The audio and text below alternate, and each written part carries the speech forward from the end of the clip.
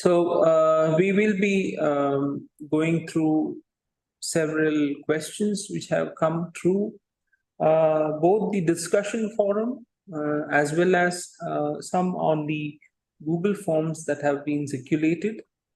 So we'll wait for about 1 minute before we begin our session, so that if any others are joining in, let's give them some time.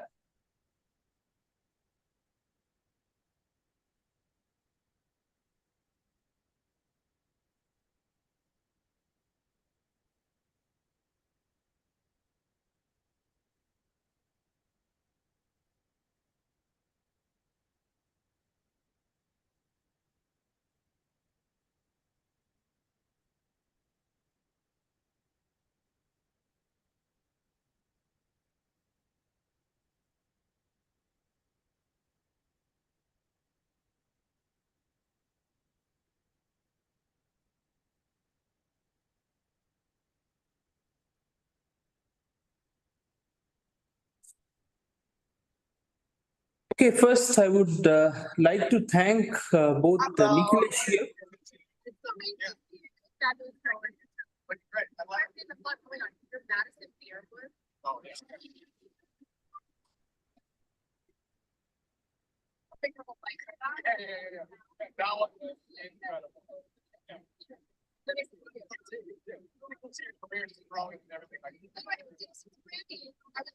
Naveen from NPTEL, are you?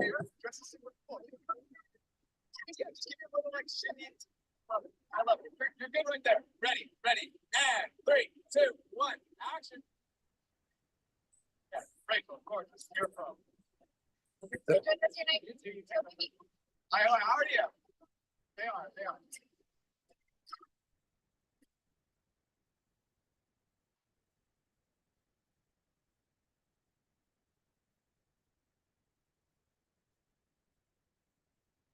Hello.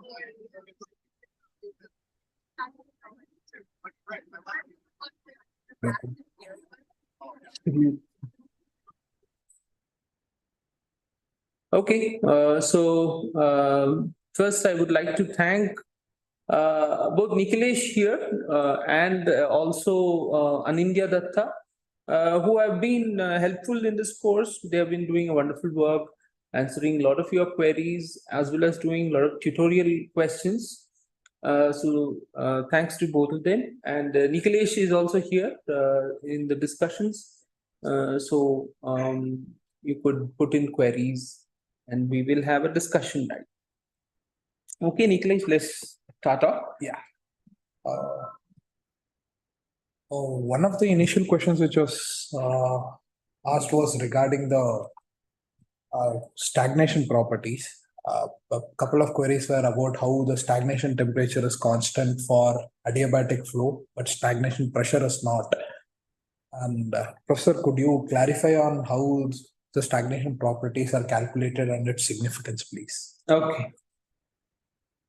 All right. So, okay, the question is on stagnation properties, their significance in gas dynamics, and how do we go about understanding them? So, what we have to first understand is that stagnation property of a flow, or it is stagnation property is actually a local property in the flow.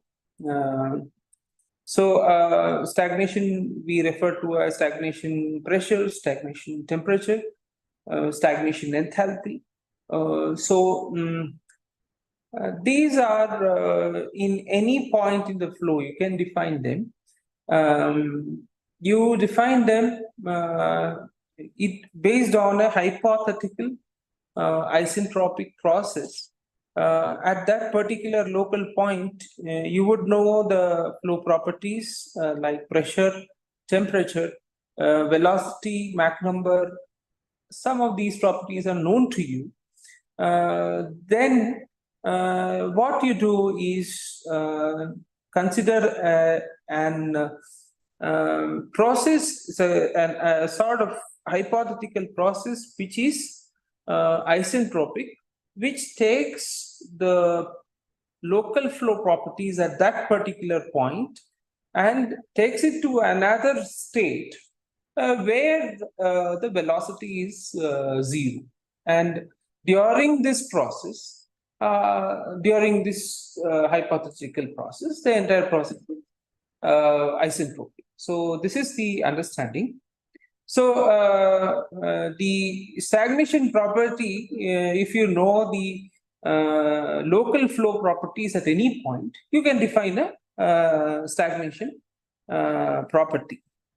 Now, how is this useful in our working with gas dynamics? So this is useful in various kind of flows that we have seen.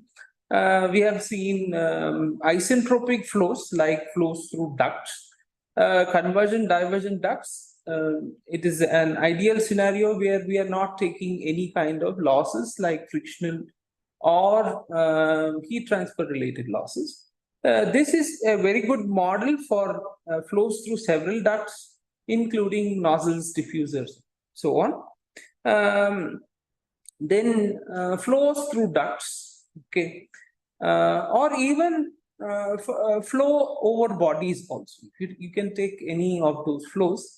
So they belong to certain classes of flows. So varying area duct flows can be modeled as isentropic flows. Similarly, flow through long ducts can be modeled as a fan flow problem. Or if you have flow through ducts where there is heat addition, then you can pose it as a Rayleigh flow problem. So in all these problems, locally, you can always calculate the stagnation properties. But only in scenarios where the flow is isentropic, you find that stagnation properties, both stagnation pressure and the stagnation temperature remain constant all through the flow, all through the entire convergent divergent duct, they remain constant. But in other situations, for example, if you consider the case of a fan flow, where it is an adiabatic flow. Adiabatic flow means there is no energy exchange. But the momentum equation in a fan flow has a loss term, which is due to friction. Okay, so there you find that friction generates entropy, and as a result, you find that stagnation pressure is not going to remain constant. It decreases as entropy increases. Any adiabatic flows, this is the situation. This is equally true for shock waves, which are also adiabatic flows. And you can show that stagnation pressure reduces across a shock. And total energy is conserved, therefore stagnation temperature remains constant. But the situation is again different in Rayleigh flow. And a Rayleigh flow is not an adiabatic flow. And there you can see that stagnation temperature is not constant. The change in stagnation temperature is related to how much of heat transfer has happened, either it has been added or it has been taken away. And there is also a resultant loss in stagnation pressure because this process also generates entropy. So what we come as, you can in a gist, if we say at any point in the flow, one can define stagnation properties. So the stagnation property is based on a hypothetical isentropic process at that particular point. When we apply this to different flow scenarios, we have to consider the kind of modeling that is done over there. If it is an isentropic process, then the stagnation properties remain the same through the flow. But as you differ, you say go to an adiabatic process, but there is generation of entropy, you find stagnation temperature is constant, but stagnation pressure can change, it usually reduces. Professor, additionally, stagnation properties is also relative to a frame of reference, right? Yeah, so yes. Does that come in?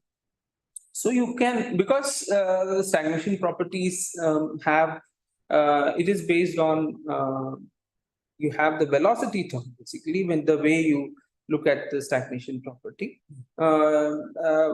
Whereas pressure, temperature, it is defined on a point. And for a stagnation property, you have a velocity. And then, therefore, if you have a reference frame and the reference frame is moving, then you can always define the velocity based on the reference frame. So that can actually. Yeah. If there is any further questions on stagnation properties, you could post it in the chat here, and I will take it up with Professor now, or we'll move to the next topic. I'll wait for about 2 minutes to. So let it come, we will. Yeah, I'll move to questions. Yeah, and as it comes, we will. So these questions are from the discussion forum questions for now. Then I'll take up the Google Sheet doubts. Second one is regarding the convergent divergent ducts, Professor. So I think this is with reference to assignment 7, and students were a bit confused about the operation of a convergent divergent duct, and what would you call it as based on its operation? Is it a nozzle or a diffuser? So you could elaborate a bit on that. Yes. So yeah, so yeah, I have seen there was a bit of a confusion over there, because you have to pay attention to what has been defined, because in general, a convergent divergent duct, if you look at it, it can operate both as a nozzle or as a diffuser. It depends on what kind of input is given to the convergent divergent duct. There are two aspects to this again. One is the kinematic aspect, where we can call it as a relationship between Mach number and area, where we do not actually consider whether the flow would really occur. So that's just pure kinematics. Where we just look at what is the relationship between area and Mach number. At this first stage in the course, it is quite, I think all of you would have come across the point that if you have a convergent duct, you can give an input of a subsonic flow, it would accelerate. And if you give an input of the supersonic flow, it will decelerate. But the maximum that it can go in terms of Mach number is to the point where it becomes sonic at the smallest area that is there. Okay, and vice versa. So if you have a divergent duct and the input is a subsonic flow, the flow would decelerate. And if the input is a supersonic flow, it would accelerate. So the critical point here is Mach number 1. So the only way to convert subsonic or the way through varying ducts through this process is to convert subsonic to supersonic is to attach both a convergent and divergent section, and similarly supersonic to subsonic is the same thing actually. So we should know. So if you we should know what is the input being given to know what is the output. But this is not the only, so there we have, what we have talked about right now is just kinematics.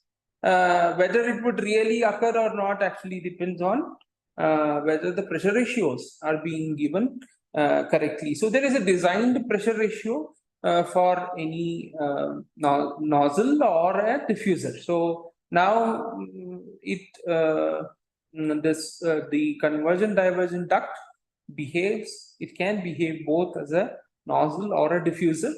And if we say it behaves as a nozzle, then the implication is straightforward for a convergent duct. It has to continuously accelerate. That can only happen if the input is subsonic, output is supersonic. And if we say convergent divergent diffuser, that is again your input is supersonic and output is subsonic. Okay. So as far as nozzles are concerned, you know how the nozzles respond to pressure ratios. If correct pressure ratio is not given, the output of nozzle can be subsonic, then move on to become sonic at the throat, but still subsonic at the exit. Then you continue to reduce the exit pressure, then it will start becoming supersonic in certain portions of the duct, but you may have shocks. There is one particular pressure ratio at which the correct design pressure ratio where a shockless flow happens through the duct and you get the correct Mach number at the exit of it. So this is the understanding that you have to carry. So when we say that there is a supersonic nozzle, or we say there is a convergent divergent nozzle, the understanding and that the Mach number at the exit is going to be supersonic, then the understanding is that that nozzle is working under choke conditions. So without choking at the throat, the nozzle cannot produce supersonic flow in the divergent section. So choking is must to produce a supersonic flow in a convergent divergent nozzle. So similarly for diffusers, you can actually understand diffusers in the same sense. But when we come to a practical application of diffusers, then there is always the issue of diffuser starting. And supersonic diffusers, convergent divergent diffusers, are always built to at least start. If they don't start, then the mass flow will never go through the diffuser. So we use the condition for starting, which is that if a shock exists at the entry to the duct, it has to be swallowed. And when we do that kind of a condition, we find that the area at the throat would have to be larger. And if you then try to calculate what should be the Mach number, assuming that it is shockless, then you find that the Mach number at the minimum area is not 1. Okay, for a started diffuser. So when that happens, and then you have a divergent portion, and there are no shocks, then you will find that you will get a supersonic flow at the exit. So one has to bear these things in mind. This is all discussed in detail through several video lectures. But I do agree that one has to think this through. It is not really you cannot really put everything straightforward, because you have to think about there are 4 aspects here. One is nozzle diffuser, then the pressure ratio, and then the possibility of start and stop. So if you put all these things together, then you get a real proper understanding of variable area duct flow. In nozzles, you do get shocks. The shocks are in the supersonic, because the shocks are always in supersonic part, they will be in the divergent portion of the duct. Thank you, Professor. So to summarize it, first you have to understand what the operation is. So according to the operation, you categorize the component as a diffuser or as a nozzle. Then you see what your entry condition is. Is it supersonic or subsonic? And then, of course, is the pressure ratios you have with respect to the exit and the forward in the top front, you have it, which is usually your stagnation pressure. And you then try to analyze the entire flow through it. So this would help you in solving that assignment problem, I hope. Going on to the next question. Next question was about the fan of flow numerical, professor. And one of the students had expressed the I think that he wanted to know how you would read through the tables of the fan of flow. And would you like to look at the question, or shall I directly show the tables and you would like? Yeah, I think I have seen the question. Okay, I'll share the screen now. So first, before looking at the table, I think what we need to understand in the table is probably what we can do is I'll share my screen so that we just put in a.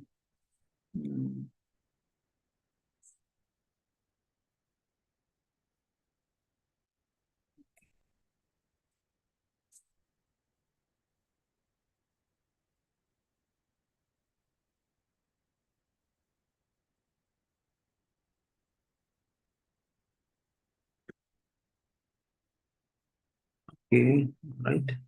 Yes, sir. So what? Yeah, I think it's right here. When we do solve fan of flow problems, then it is always good to keep in mind the Fano curve. So if you look at the Fano curve, this is T naught, which is constant, and this is typically how it is. So there is actually a very slight drop in this. This is a subsonic region. M is less than 1. This is supersonic region. M is greater than 1. And then this here you have the M equal to 1, the start point. And for Fano flows, which are adiabatic flows, you cannot move from the subsonic branch to supersonic branch. And all this is based on the Fano flow parameter. The parameter in Fano flow is 4FL by D, right? So the critical point for any given input Mach number, suppose it starts from here. The critical point is this particular length of the duct, which is L star. So if it moves from, say, this starting L1 to the L2, you can always, L2 will have an M2, L1 will have an M1. So M2 will have L2 star and M1 will have L1 star, and therefore you can express delta L, right? For delta L FL by D is actually 4FL1 star by D minus 4FL2 star by D. I think if you understand this particular concept, all Fano flow problems are solved. You get to this particular, you may be given different inputs, you may be given different combination of inputs, but finally you will have to arrive at this particular point, and then you have to go to the tables. So now I think with this understanding where 4FL star by D is the parameter, then the understanding that if you look at the Fano curve and you look at any particular 4FL by D, okay, if that 4FL by D is actually over here, it corresponds. If I look at it, there are actually 2 points, right? So 2 such points. One is in the subsonic domain, the other one is supersonic domain. So which solution to take? Actually, you will have to analyze the problem and then look at the boundary conditions of the problem and then take the solution, whether it is going to be supersonic or subsonic. So as far as how to get the points there, then what we go is look at the table. I think now you can share the table. I'll stop sharing mine. You'll be able to, okay. Yeah.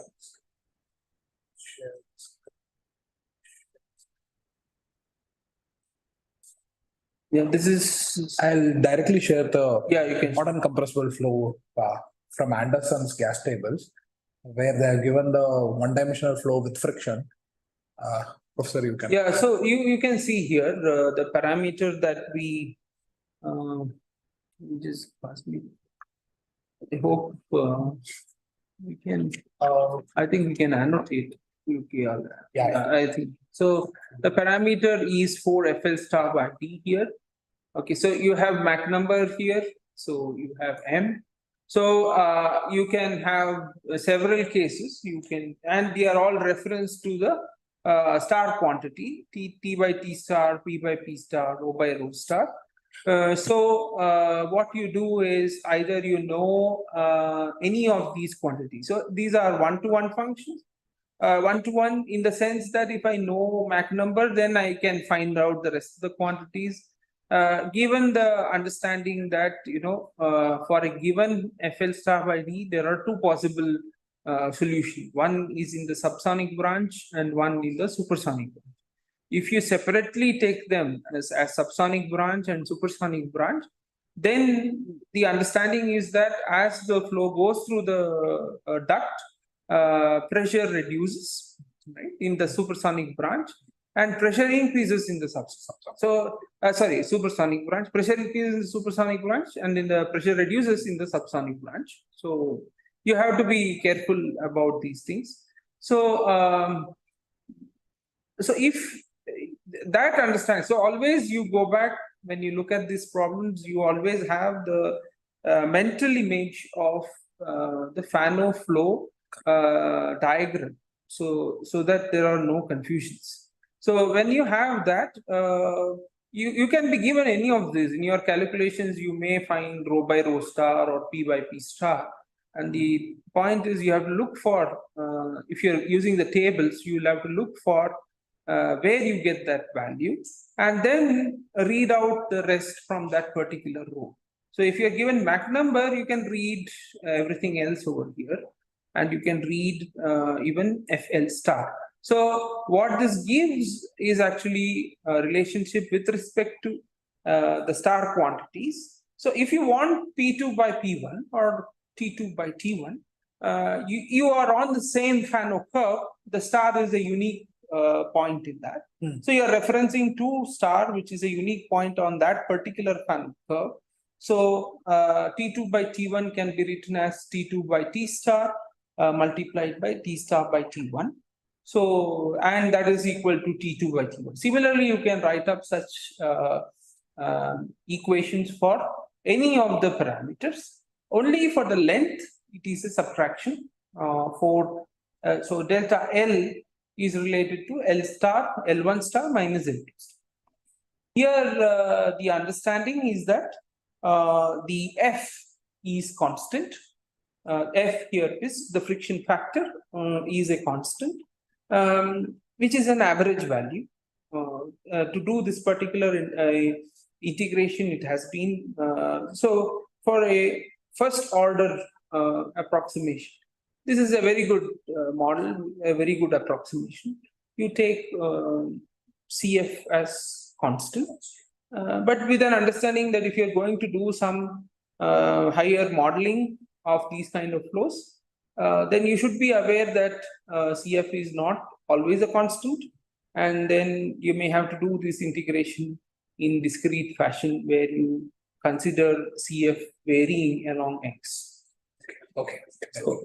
So what we do in a first level course or of gas dynamics to understand Fano flows, understand general behavior of flows, we try to make it as closed form as possible, so that solutions could be plotted. We could look at the solutions and understand the flow.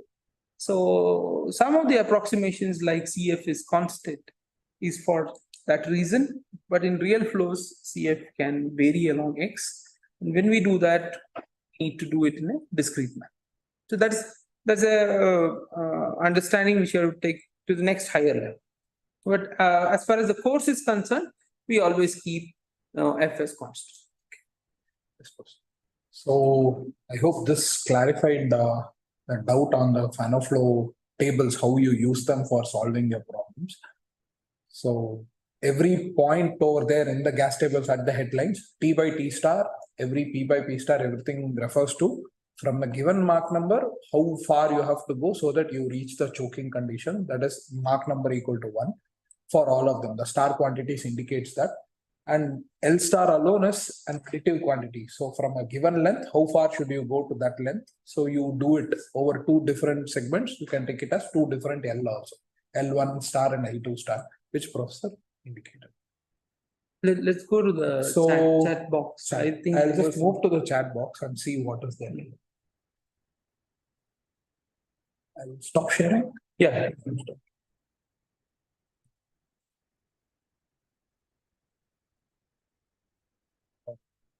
You can close that. Close that. Yeah, that one. Close that. Yeah. Stop share. Yes. Okay. Sir, does a CD nozzle behavior remain same for hypersonic input, considering chemical effects?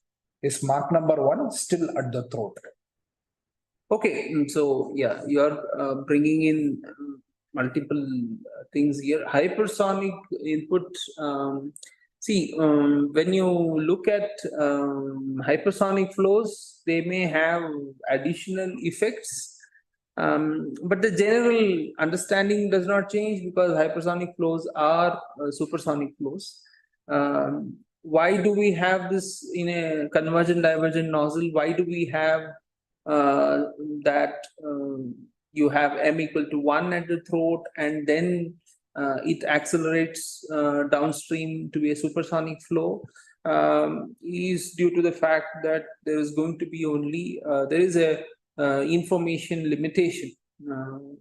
The flow does not permit information from downstream to move upstream in a supersonic flow. That remains the same in hypersonic flow as well. Okay, but in hypersonic flows, you do have other effects coming into place, which are due to high temperatures, a high temperature effect that comes into picture. Now, this effect is m equal to 1 still at the throat. So you are actually passing through supersonic flow and then becoming hypersonic flow. The other situation is that you are already a supersonic flow and then you are accelerating to hypersonic flow. In many places where we do produce hypersonic flows,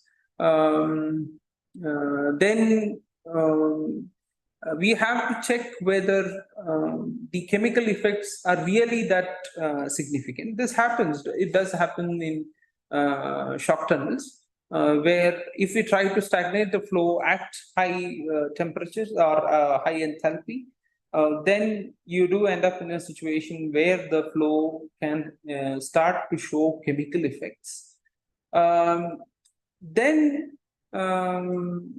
The fact does not change that, it is m equal to 1 at the throat. But what happens is, how do we evaluate that particular point becomes difficult. Because in a chemically reacting flow, you have to define speed of sound.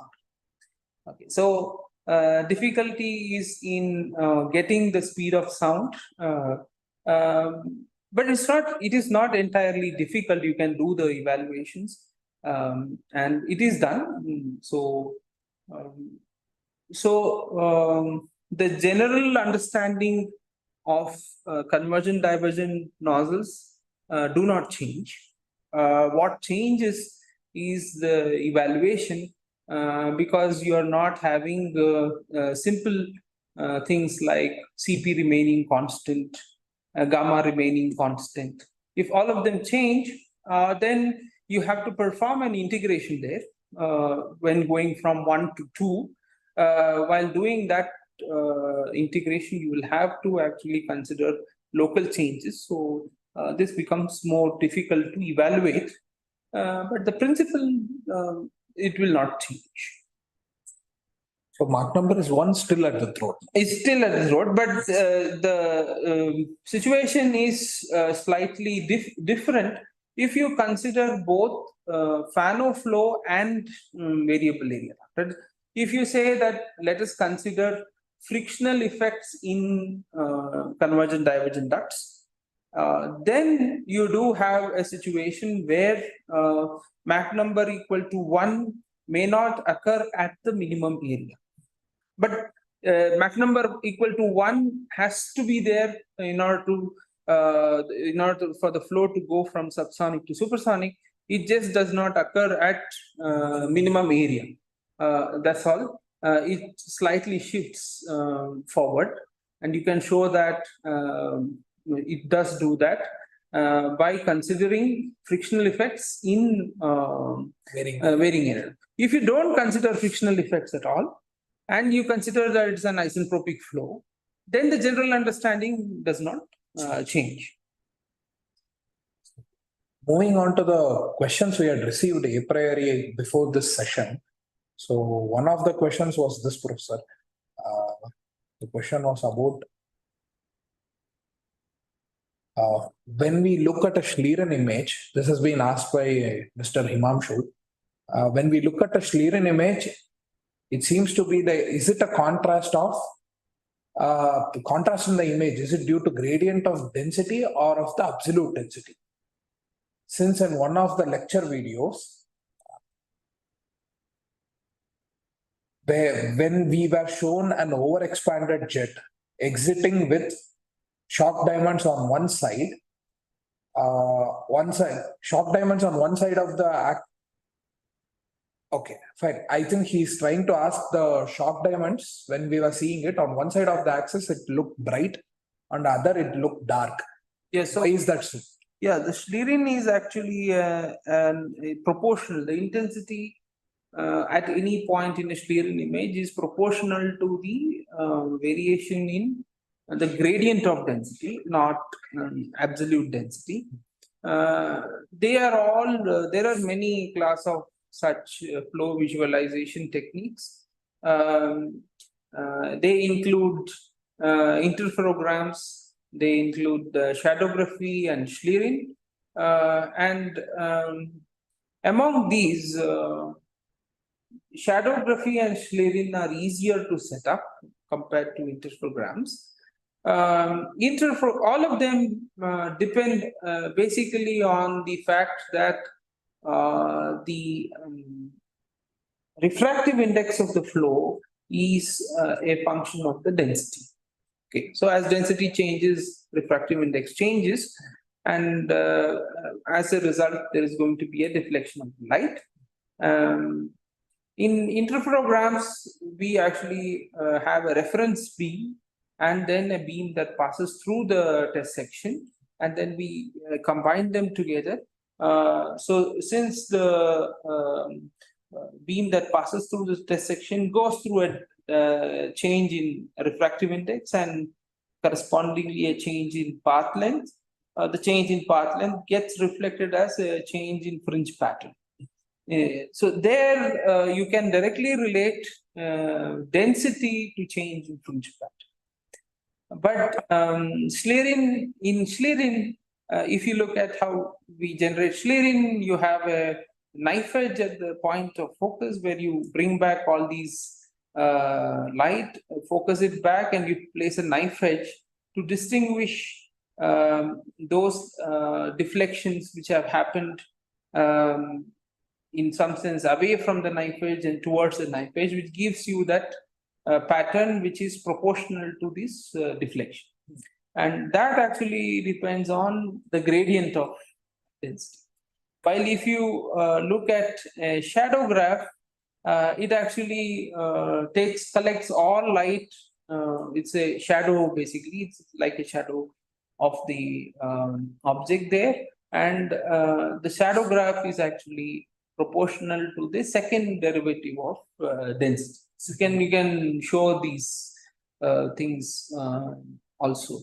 So, in the Schlieren, the important fact is the knife edge. So how we place the knife edge?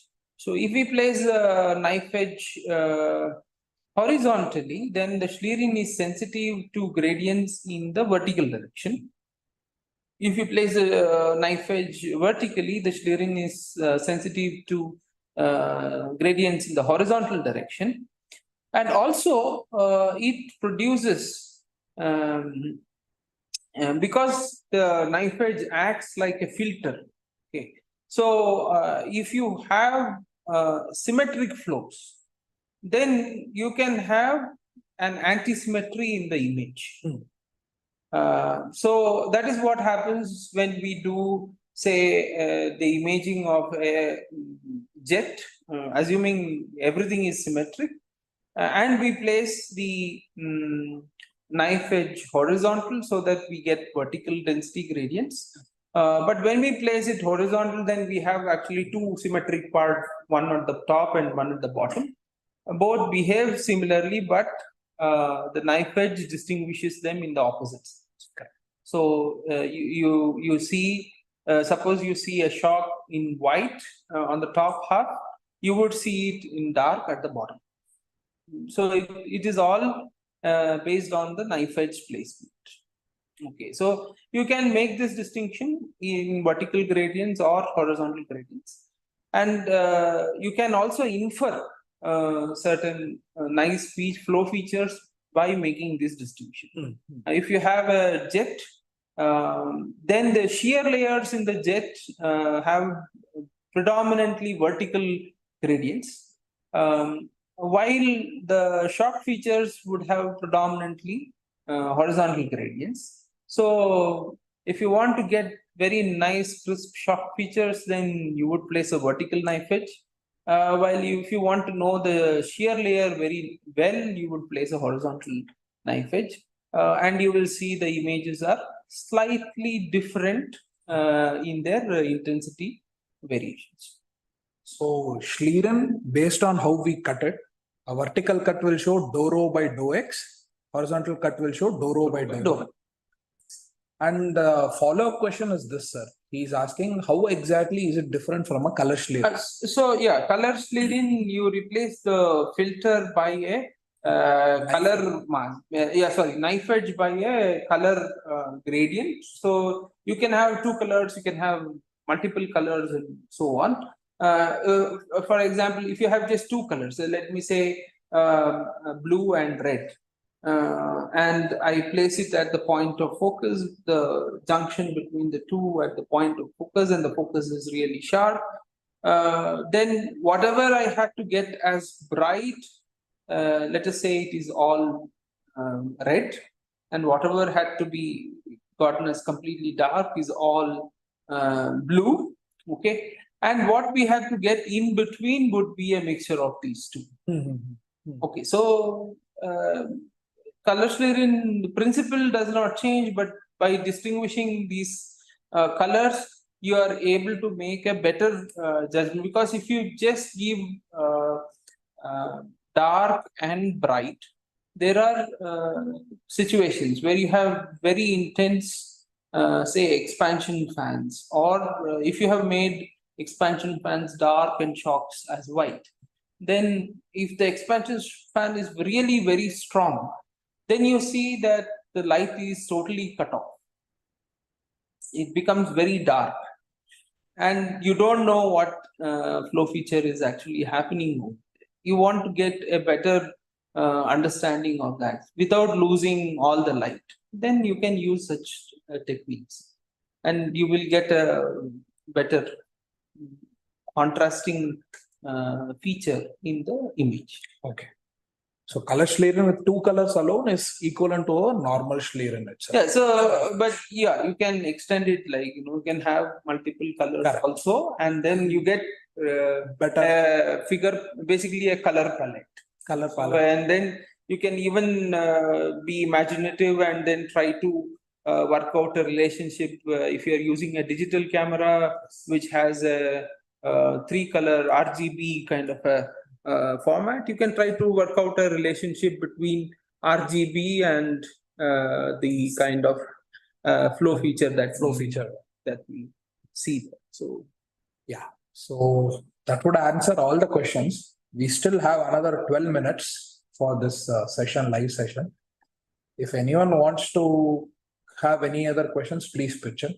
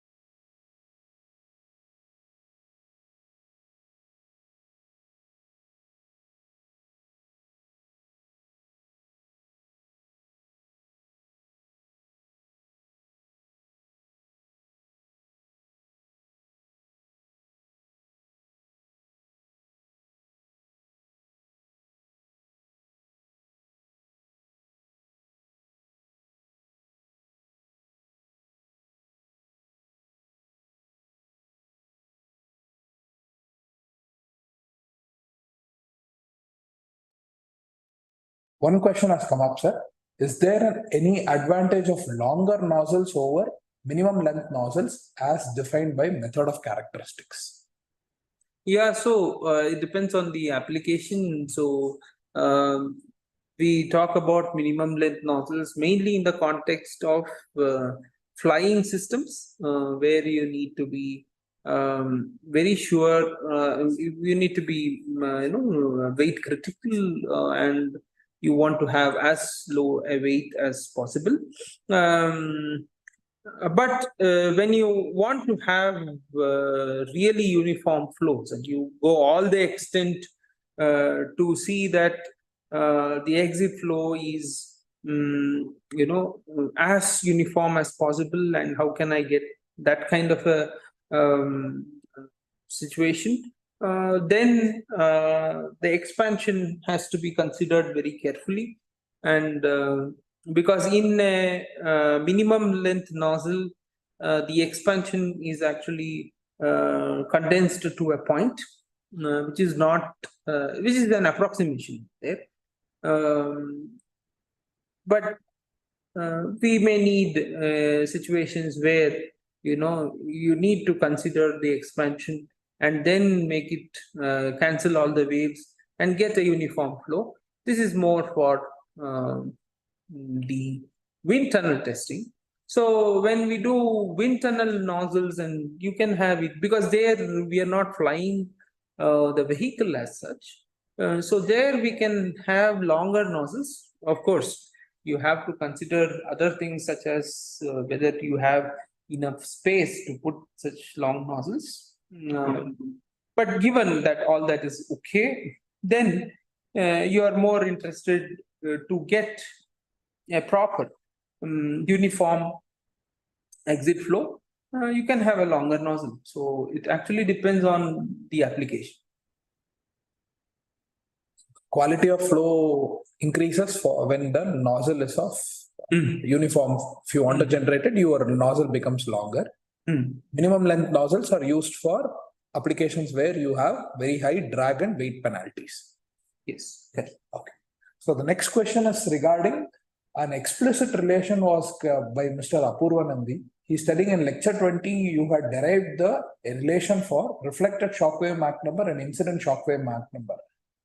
I have been trying to derive it, but haven't been successful. It is in equation 7.23 in Anderson textbook. Would you be? I think what we'll do is we'll provide a supplementary material where we will do the algebra for that and put it up. Okay, Apur. I will actually upload one PDF where I'll derive it myself. I'll just upload it. You can look it up and you can let me know if you have any further doubts on it. I hope that will be okay. Yeah. Thank you, Apur. Okay. Are there any other questions? We have another 7 more minutes.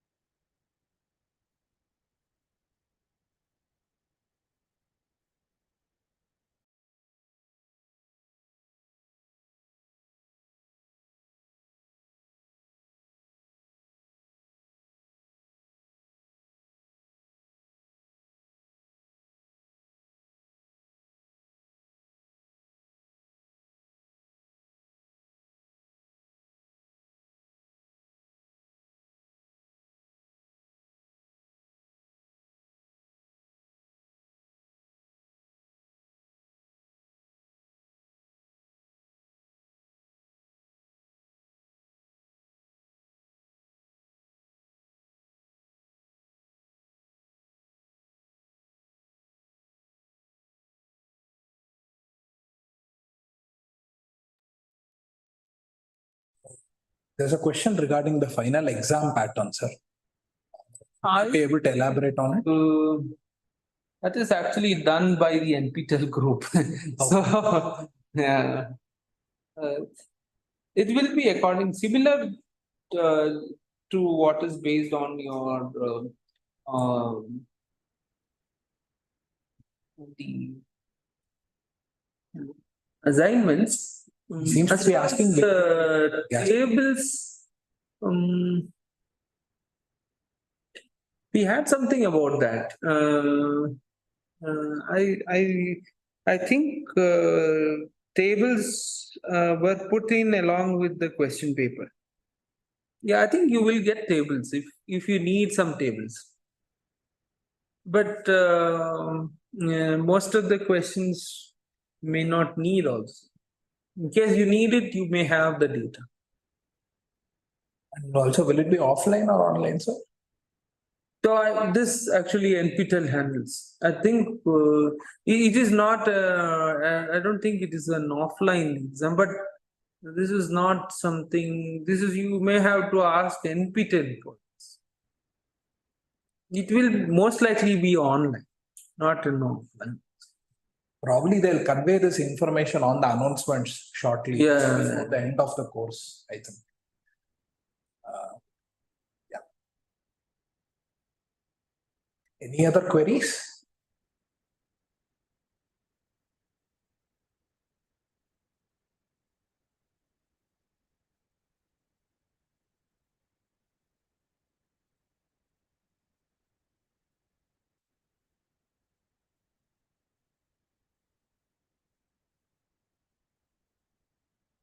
For those who are seriously doing several of these things, you can also access several online calculators and all such available online resources for your day-to-day work. It is good to use the tables in classroom, but once you are beyond that and you are doing something yourself, online calculators give you a good. You can quickly get from one variable to the other, so you can access online calculators also. But if you want to go beyond that, then you may need to use some form of libraries for your own work. I think we have some other questions. Yeah. I visited IIT Madras few months ago, and the PhD scholars there were discussing about MaxTem. They mentioned that when it is accurately modeled, it can have certain applications. Can you elaborate on the potential applications, sir? Oh, MaxTems are found. We have discussed this in what are known as regular reflection and irregular reflection. Regular reflection is when you have an oblique shock striking a surface, and then you get another oblique shock reflected off it. And evaluating this, you have to consider the conservation equations. It should not be done in a linear manner. It's a non-linear process. you have to apply conservation equations across each of those shocks. But there are certain situations when a two-shock solution cannot satisfy all the boundary conditions. Then you end up in a situation where you may need an additional shock. Usually that is normal to the surface, and it curves up as it goes toward the junction of these three shocks, which is called the triple point. And these are all found in several gas dynamic applications. What they were referring to is numerically modeling these kind of transitions because they are very important in all our gas dynamic flows. You can understand that instead of having an oblique shock, if you have a normal shock, then what happens to the pressure ratio across the shock? Normal shock is a very, very strong shock, is a strong shock compared to an oblique shock. So your pressure ratio will undergo a jump. So if that is present over, say, bodies, or if it is present in ducts, and there is also the boundary layer to be considered, then that can have different implications. Getting that right, predicting that correctly is a very important problem in gas dynamics.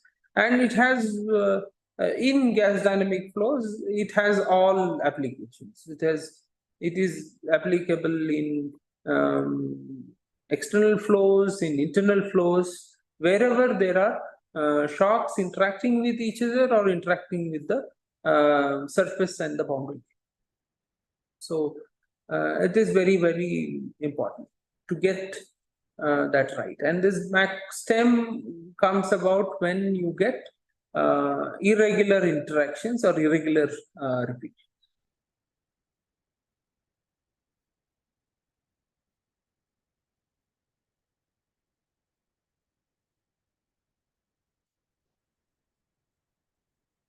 Are there any further questions? We are nearing the session conclusion. If there are any more questions, please. We'll wait a couple of minutes and then for a couple of minutes. We'll close.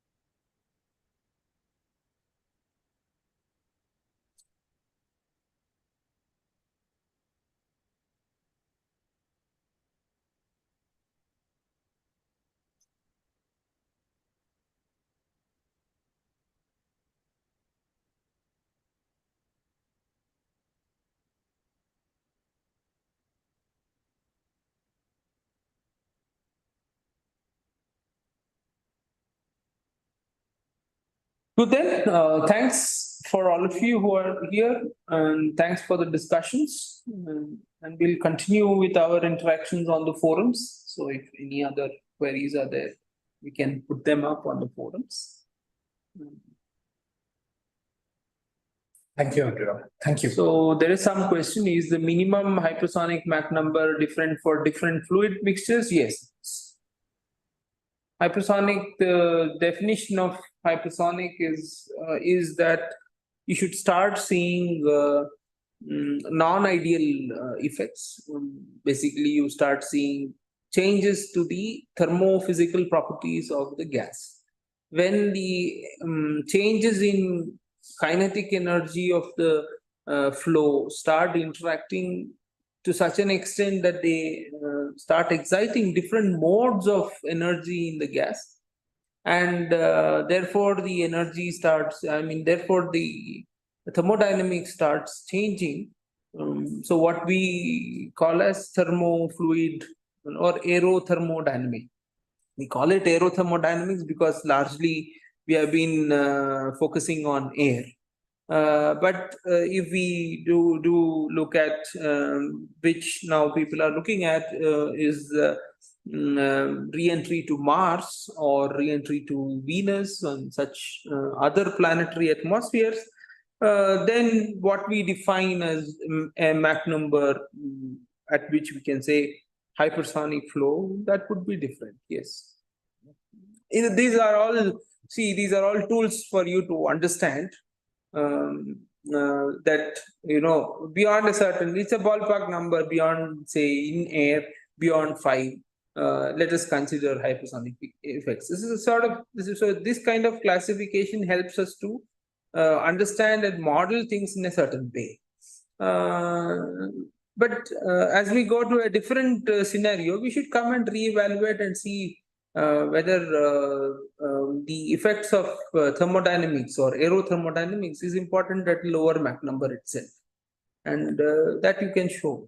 You can look at it. So if you have a different gaseous mixture, then the flow may be hypersonic at a different Mach. That's true. What kind of chemical reactions occur in hypersonic flows? They are all of you do have all kinds of chemical gaseous. Mainly, what we are talking about is a flow which is gaseous. But when the temperature is extremely high and the surface also gets heated up, you could have the surface also participating in chemical reactions. If you have ablative materials being coated on the surface, which absorb the heat, and then they start, either they react or they melt away or get eroded from the surface, thereby taking away the energy. All those are some kinds of reactions that can occur. So gaseous reactions include dissociation. Initially, it may be dissociation. Thereafter, you can have recombination. So you can have all kinds of reactions, and you can have a sense of what kind of reactions are there by looking at a chemical kinetic mechanism of, say, high temperature air. It is there in, for example, Anderson on the chapter on hypersonic flow. A flavor of what happens is given where they give a sense of the nitrogen dissociates, oxygen dissociates, you may get nitrous oxides, all kinds of things can happen. So, and then the surface may start participating. It may catalyze these reactions, or it may actually participate in the sense that the surface may become oxidized and things like that. So all these things will happen.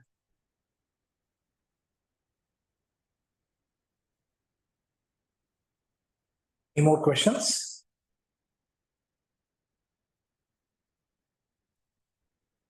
Yeah, thanks everyone. Thank you, everyone. Thank you. Thanks a lot. We'll close the meeting now.